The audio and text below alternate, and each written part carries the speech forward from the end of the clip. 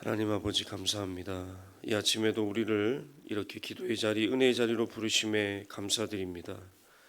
특별히 이 자리에 모인 우리 각자의 모든 상황과 형편을 주님께서 잘 아시는 줄로 믿습니다. 이 시간 올려드리는 모든 간구를 주님께서 기억하시고 받아주시고 응답해 주옵소서. 그래서 주님이 주시는 기쁨과 평안으로 이 하루를 시작할 수 있게 인도하여 주시옵소서. 예수님의 이름으로 기도합니다. 아멘. 오늘 함께 보실 말씀은 시편 93편, 역대하 34장, 누가복음 2장 말씀입니다. 먼저 시편 93편 말씀을 한 절씩 교독하시겠습니다.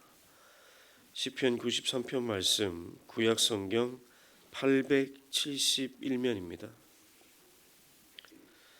한 절씩 교독하겠습니다. 여호와께서 다스리시니 스스로 권위를 입으셨도다. 여호와께서 능력의 옷을 입으시며 띠를 띠셨으므로 세계도 견고히 서서 흔들리지 아니하는도다.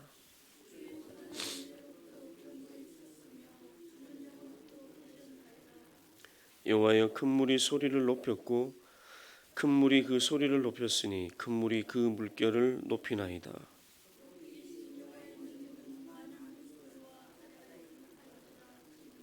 함께 읽겠습니다.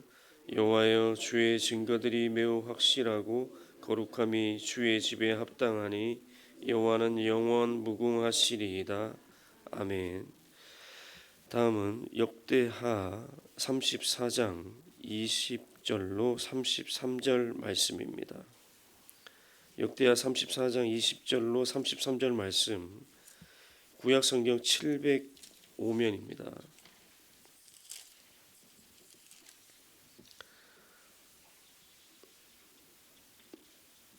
제가 먼저 읽겠습니다. 왕이 hil기야와 사반의 아들 아히감과 미가의 아들 압돈과 서기관 사반과 왕의 시종 아사야에게 명령하여 이르되,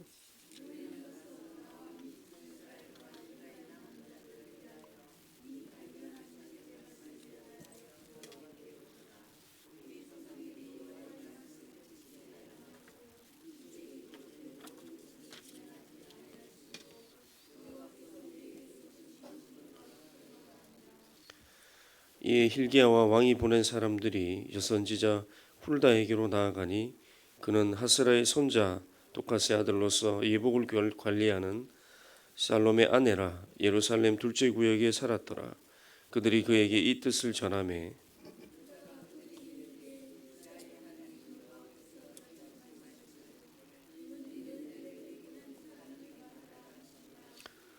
여호와께서 이같이 말씀하시기를, 내가 이곳과 그 주민에게 재앙을 내리되 곧 유다왕 앞에서 읽은 책에 기록된 모든 저주대로 하리니,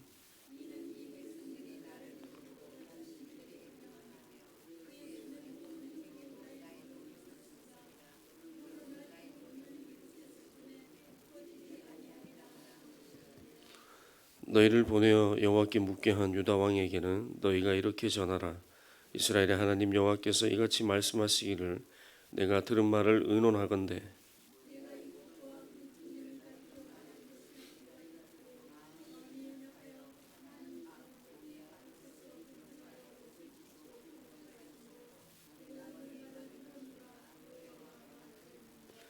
그러므로 내가 네게 너의 조상들에게 돌아가서 평안히 묘실로 들어가게 하리니 내가 이곳과 그 주민에게 내리는 모든 재앙을 내가 눈으로 보지 못하리라 하셨느니라. 이에 사신들이 왕에게 복명하니라.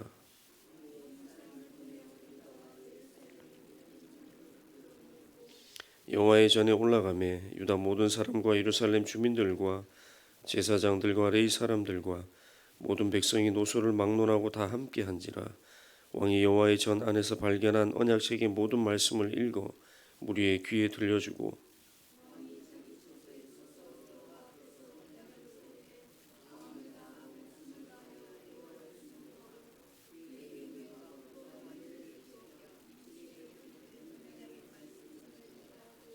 예루살렘과 베냐민에 있는 자들이 다 여기에 참여하게 하며 예루살렘 주민이 하나님 곧 그의 조상들의 하나님의 언약을 따르니라.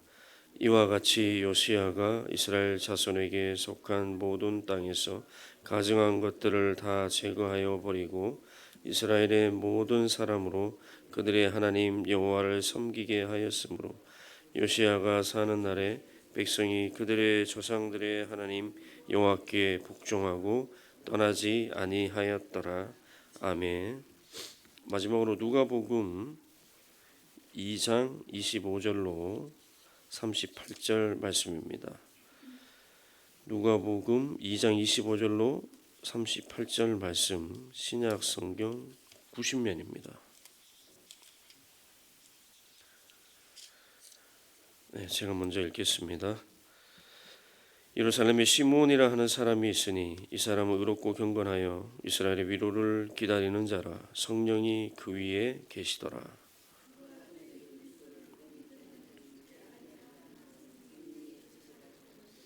성령의 감동으로 성전에 들어가매 마침 부모가 율법의 관례대로 행하고자 하여 그 아기 예수를 데리고 오는지라. 주제여 이제는 말씀하신 대로 종을 평안히 놓아 주시는도다. 이는 만민 앞에 예비하신 것이요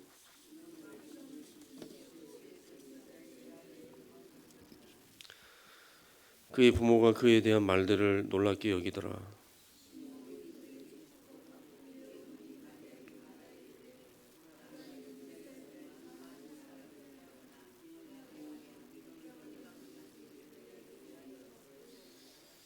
또 칼이 내 마음을 찌르듯 하리니 이는 여러 사람의 마음의 생각을 드러내려 함이니라 하더라.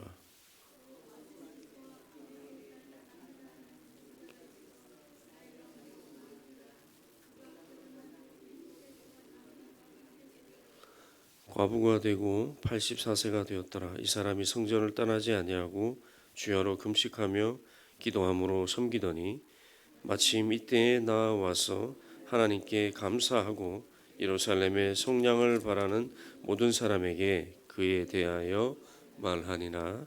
아멘. 이 아침에 우리가 함께 주목할 본문은 신약성경 누가복음 2장입니다. 누가복음 2장 25절로 38절 말씀을 통해서 우리에게 주시는 하나님의 메시지를 구하고자 합니다. 오늘 우리가 읽은 이 누가복음 본문은 아기 예수의 정결 예식에 대한 내용입니다. 사실 예수님 당시 이스라엘에서는 아기를 출산한 산모를 부정하게 여겼습니다.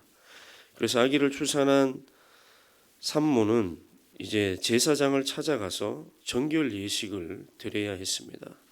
바로 이러한 시대적 문화적 흐름 안에서 이제 정결 예식을 위해 예수님의 부모도 예수님을 데리고 예루살렘 성전을 찾아온 그런 시점이었습니다. 그런데 때마침 그곳에 이 시므온이라 하는 사람이 있었습니다. 성경은 시므온이라는 인물을 이렇게 표현하고 있습니다. 오늘 25절 말씀을 보시면 예루살렘에 시므온이라 하는 사람이 있으니 이 사람은 의롭고 경건하여 이스라엘의 위로를 기다리는 자라. 성령이 그 위에 계시더라. 아멘. 이 말씀을 통해서 시므온이 어떠한 자인지 알아보고 그의 성품을 우리들이 닮아가기를 원합니다. 먼저 시므온은 의로운 자였습니다. 의롭다는 것은 헬라어로 디카이오스라고 하는데 이 뜻을 우리말로 풀어보면 공정한, 정의로운 정도의 뜻이 됩니다.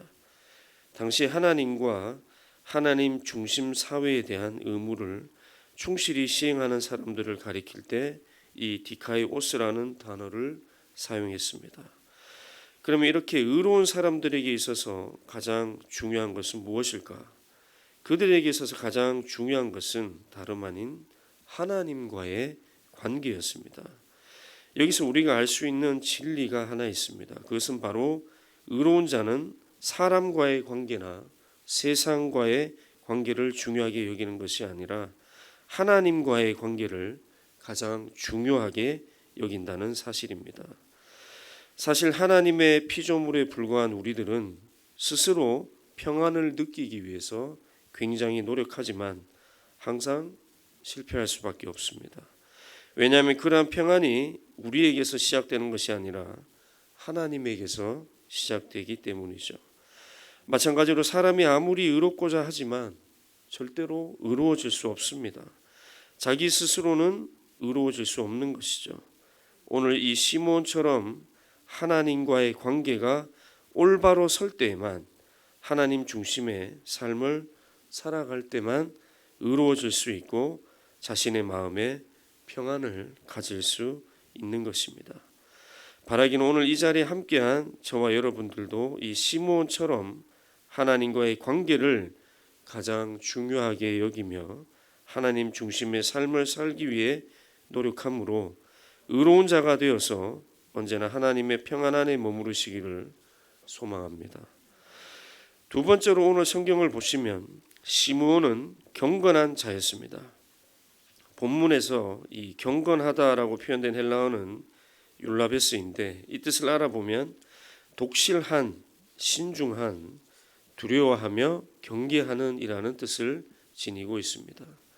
이런 의미에서 볼 때 이 시대의 경건한 자라고 하는 사람은 율법의 요구에 대해서 아주 면밀하고 세심하게 알아보고 또 그것을 충족시키고자 본인의 언행을 삼가 조심하는 그런 독실한 사람들을 가리켰다고 보이는데 오늘 시므온이 그러한 사람들 중에 한 명이었던 것 같습니다. 그렇습니다. 시므온은 경건했습니다. 하나님을 향한 올바른 마음과 삶의 태도를 고수했습니다.